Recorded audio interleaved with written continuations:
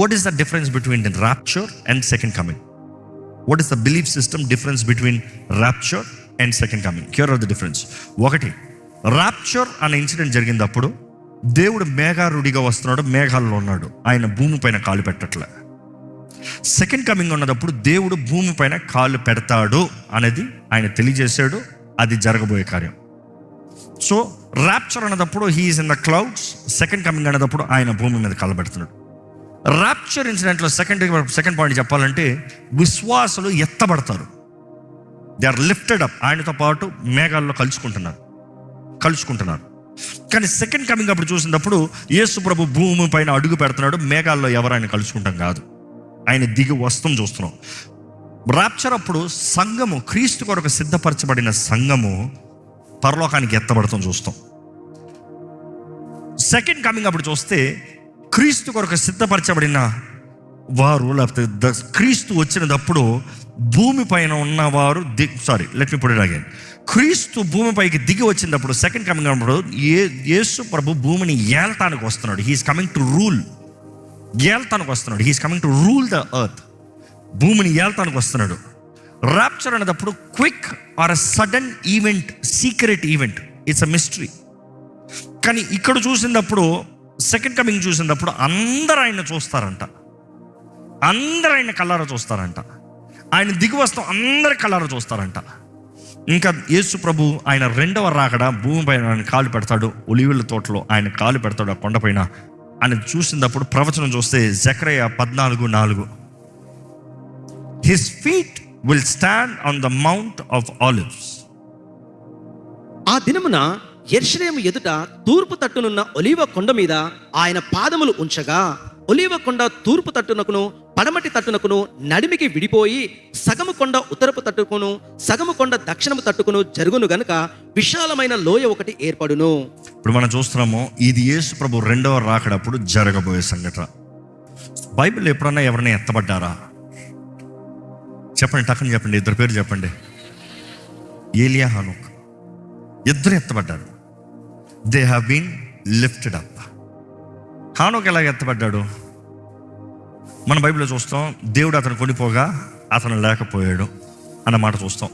కానీ ఇదే కొంచెం తోరాలో చూసినప్పుడు, రాబైక్ స్క్రిప్చర్స్లో చూసినప్పుడు ఆయన కూడా అగ్నిరథం వచ్చిందంట, ఆయన కూడా అగ్నిరథంలో ఎత్తబడ్డాడంట. సో ఏలియా, హానోక అగ్నిరథంలో అలాగ ఎత్తబడ్డారు, చూస్తూ ఉండగా ఎత్తబడ్డారు. సో rapture అనేది ఎత్తబడతాము, caught up, they were caught up. Elijah was caught up. The word caught up is rapture.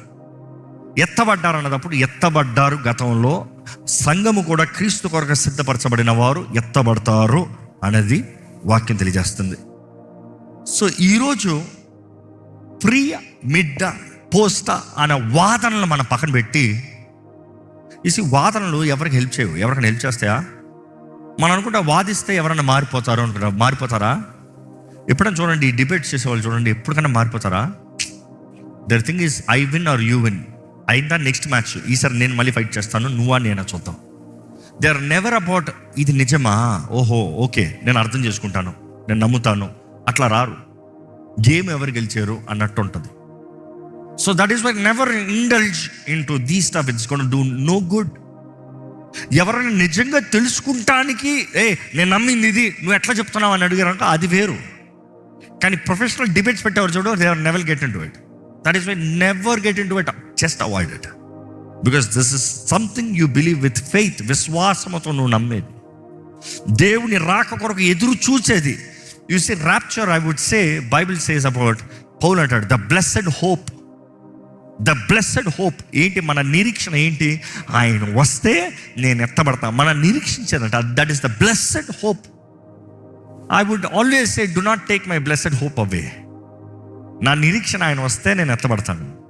నేను ఎదురు చూసేది దాని కొరకే, నేను సిద్ధపడేది దాని కొరకే. నా దేవుడు నన్ను తీసుకుని వెళ్తాడని.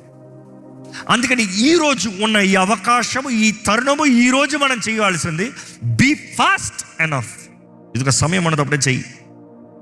దేవుని రాజ్యంలో ఘనంగా ఉండాలని ఆశపడుతున్నావు, దేవుడు వస్త్రాలు ఎత్తుకుని వెళ్తాడని నమ్ముతున్నావా? ఉన్నాయి బ్రతుకుని సరిగా బ్రతుకు. That is where I would say. Here is the thing. Now coming back to Revelation, నేను ఫస్ట్ వర్స్ దగ్గర అయిపోయా. ఒక వచనాన్ని ఎలాబరేట్ చేసుకుంటే వెళ్ళాలంటే చాలా మర్మములు ఉంటాయి. ఇదిగో తలుపు తెరవబడిందంట బోరధ్వని శబ్దంతో, కమ్ అప్ హియర్, రా ఇక్కడికి రా, జరగబోయే సంగతులను నీకు తెలియజేస్తాను. 2వ వచనం చూస్తున్నాం, వెంటనే ఆయన ఆత్మవశుడై ఆయన ఎత్తబడ్డాడంట. అక్కడ సింహాసనం కనబడుతుందంట. నా టైం తక్కువ ఉంది కాబట్టి I just go little fast, let me at least finish with this 4th chapter quickly. Yes, అక్కడ చూసినప్పుడు ఏమవుతుందో చూడండి.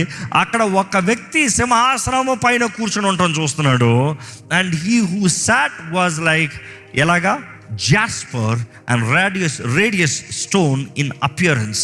ఈ మాట చూసినప్పుడు ఆయన ఏంటి, బ్రౌన్ రంగులో కలిగి ఉన్నాడా? కొంతమంది ఇథియోపియన్లు అంటారు, యేసు ప్రభు ఇథియోపియన్ల రంగులో ఉన్నాడు, ఆయన బ్రౌన్ కలర్లో ఉన్నాడు. సైన్స్ తెలియనివాడు, లైటింగ్ గురించి తెలియనివాడు అలాగని మాట్లాడతాడు. నువ్వు ఎంత తెల్లుండైనా తీసుకొచ్చి బ్రైట్ లైట్ పెట్టి ఆ మనిషిలో ఫోటోది, ఈ మనిషి రంగు ఏమైపోతుంది తెలుసా? Will become brownish.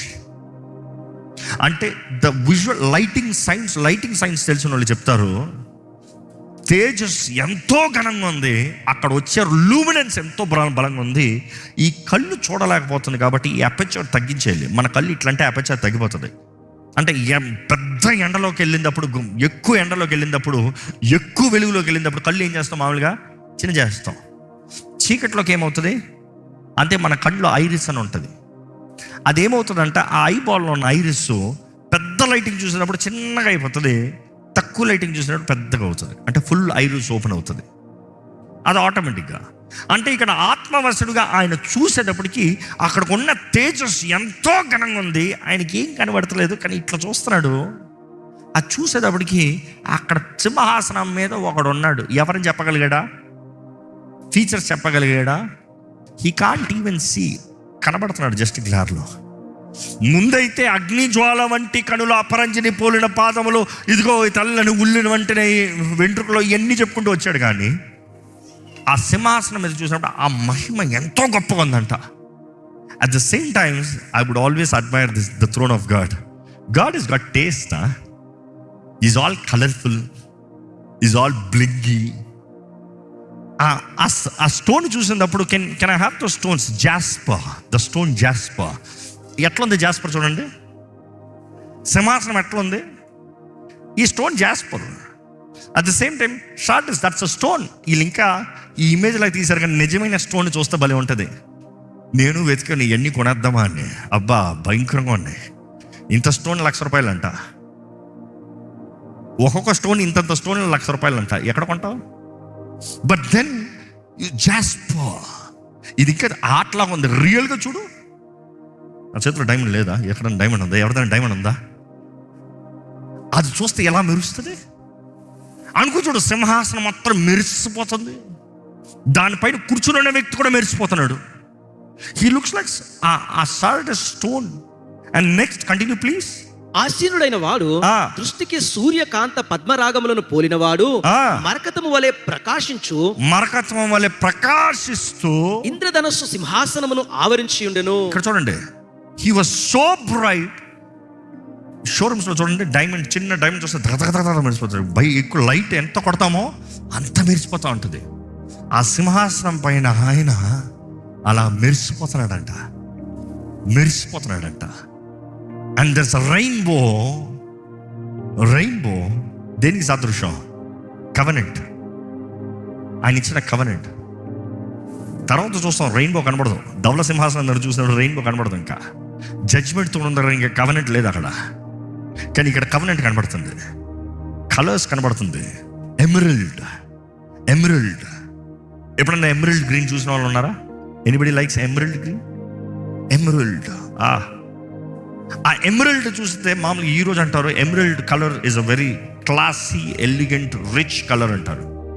ఆ రోజులు చూసినప్పుడు కన్యకలు ఎమరల్డ్ రింగ్లు పెట్టుకుంటారు. To say I'm pure, I'm still a virgin, నా ఎవరు మొట్టలేదు ఇంకా అనేదానికి కన్యత్వానికి ఎమరల్డ్ రింగ్ పెట్టుకుంటారు. So there is a significance. అక్కడ చూసినప్పుడు ఆయన పెళ్లి కుమారుడు, I'm still holy, I'm ready అని చూపిస్తానికి సైన్ అక్కడ. So here is the colours ఆ హెవెన్ థ్రోన్ చూస్తే so wide, so great, so rich. నాకు అదే కొన్నిసార్లు అనిపిస్తూ ఉంటుంది, స్టేజ్ల మీద ఎందుకు రంగుల రంగుల లైట్లు అంట, యేసు ప్రభు సింహాసనం చూడు, ఈ రంగుల లైట్లు అంట అసలు ఏ మూలకి వెళ్ళాం, ఎందుకు తెల్లగా పెట్ట పరలోకం చూడు, మినుకు ఆయన సింహాసనం మీద చూస్తా, ఒర్రే బాబా ఎన్ని కలర్లు కొడుతున్నాయి అక్కడ నుండి. ఎందుకంటే వాట్ ఈస్ టాకింగ్ అబౌట్, ఆ స్టోన్లో డైమండ్లో కొట్టినప్పుడు any time have you seen diamond hitting back colours? నిజంగా డైమండ్ మీద లైట్ కొట్టినప్పుడు కలర్స్ కనబడతాయి. ఎక్కడ నుండి వచ్చింది ఆ కలర్స్? అవన్నీ ఉన్నాయి, కానీ నీకు ఆ లైట్ వచ్చే రేడియేషన్ బట్టి నీకు multiple colours, you see rainbow colours కనబడతాయి. అలాగనే గాడ్ ఈరోజు మనం చాలామంది చాదస్తానికి ఇది ఇట్లా ఉండాలి, ఇది ఇట్లా ఉండాలి, ఇది ఇట్లా ఉండాలి వాదించుకుంటూ మార్కులు వేసుకుంటా ఉండాలి. అంటే ఒకసారి సింహాసనాన్ని చూడంట. Sometimes just look at God, forget about all the world things. నీ డైమెన్షన్ లోక దృష్టితో చూస్తున్నావు, లోక దృష్టిని పక్కన పెట్టి దేవుని సింహాసనాన్ని చూడు. It's so honourable, so great, so Majestic. Next అక్కడ ఏం రాస్తున్నాడు చదవండి. సింహాసనము చుట్టూ 24 సింహాసనములు ఉండెను. ఆ సింహాసనముల యందు 24 పెద్దలు ఆ సింహాసనము చుట్టూ 24 సింహాసనాలు ఉన్నాయంట. ఆ సింహాసనము చుట్టూ 24 సింహాసనములో ఆ థ్రోన్ రూమ్ చూపిస్తున్నాం. బేసిక్గా you're going to a throne room, a throne so majestic, so great, so precious. అక్కడ చూసినప్పుడు జాస్పర్ కానీ, సార్డిస్ కానీ, అండ్ ఆల్సో ఎమరల్డ్ కానీ, ఇవి ఏంటి సిగ్నిఫికెన్స్, బిబ్లికల్ సిగ్నిఫికెన్స్ చెప్పాలంటే చెప్తాను. చూసి the Sardis stone is the first stone. ప్రధాన యాజకుడు బ్రెస్ట్ ప్లేట్లో చూసినప్పుడు 12 స్టోన్స్ ఉంటాయి. Again it's all the temple of heaven and temple of earth. తెలుసుకుంటే యేసు ప్రభు ఇచ్చిన షాడో కనబడుతుంది అక్కడ చూసినప్పుడు. Sardis is the first stone to say Reuben, and the last stone Benjamin. అదే వస్తుంది. And he's mentioning first stone నుండి last stone వరకు కనబడుతుంది, రూబెన్ నుండి బెంజమిన్ వరకు కనబడుతున్నాడు. అదే సమయంలో 4వ stone emerald. And here who is emerald? Judah. Praise. So here I see fourth one, the emerald, so precious I can see praise all over. అంటే ఆయన రాసినంత కోడ్ లాంగ్వేజ్లో రాసుకుంటూ, ఇదిగో ఆది అంతం కనబడుతున్నాడు, ఆది నుండి ఉన్నవాడు కనబడుతున్నాడు, ఆది నుండి అంతాన్ని కలిగి ఉన్నవాడు కనబడుతున్నాడు, ఇదిగో స్తుతిలో ఉన్నాడు. మన దేవుడు ఎవరండి? స్తుతుల పైన ఆసీనుడు.